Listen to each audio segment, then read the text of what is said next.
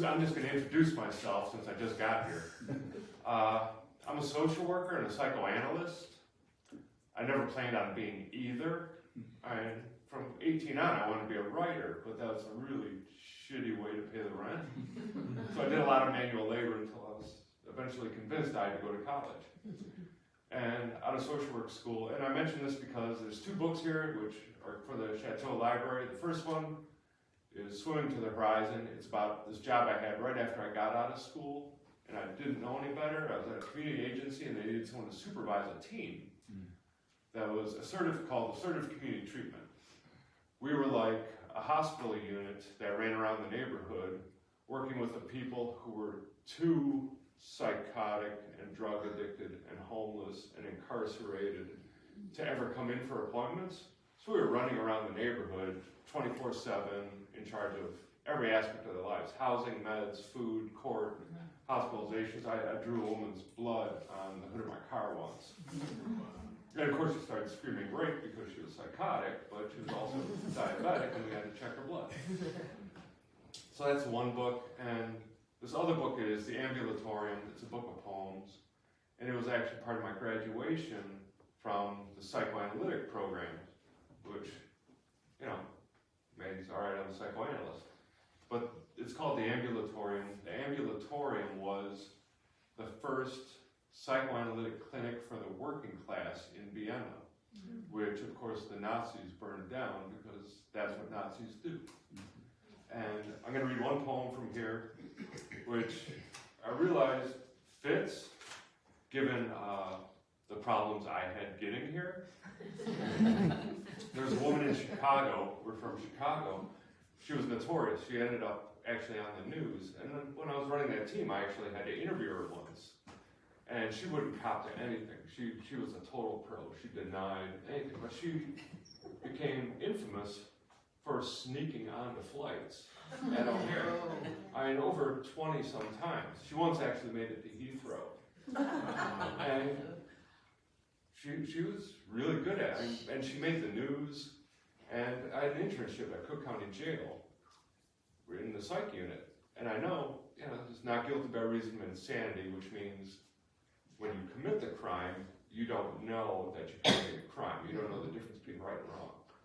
The other one is unfit to stand trial. It means you, just for example, you too psychotic to understand what's actually happening in court. So someone could bounce from Cook County Jail to the state hospital back and forth.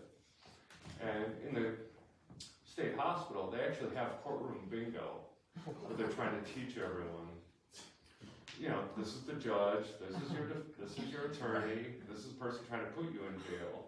So you can understand the roles and you give the right answers, then you could go to court, then they could send you to jail.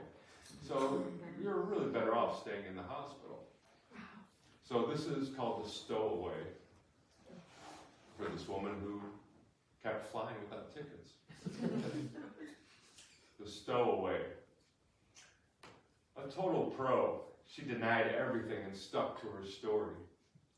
She didn't want to see places and had no need to go anywhere. Nurses peeked under her tongue twice a day, and she got to keep the paper cups to build a radio tower for her nightstand. Case managers called out games of courtroom bingo to prepare them all for trial. The bailiff is C4, the judge is always D5. You give enough right answers, you get to go home. The TV stays off until feelings worksheets are done. Mandatory compliance always crumbles when the threat of pleasure or punishment is withdrawn. Shipped back to Cook County with the lines memorized and the promise of remorse, repent, and release between her teeth, meaning, I'm sorry, I won't do it again. Can I go now? The destinations are random, and the desire to be elsewhere is not hers. Not like those measuring themselves against what they can buy and eat between the gates, flying because they have somewhere else to be. She becomes everywhere in that stomach drop where gravity pulls heavy against her body in the lift and tilt. The components of her only self dissolve like smoke. A silent moment she is absent and whole. She sees the car lots and forest preserves hiding the giant gears deep in the earth. She sees the wing tracing a line laid before anyone was here. Like she knew the static and last blip of the cathode tube TV clicking off was God saying, hello. To reach that, she had to perform unseen. As security cameras found, delicate pirouettes past cops with their Starbucks cups, and through TSA agents dreaming of their own guns. She thinks of the poor stewardess in the poem, sucked out the door mid-flight, and how there's no right answers, just some lucky moments of floating. Thank you. Woo!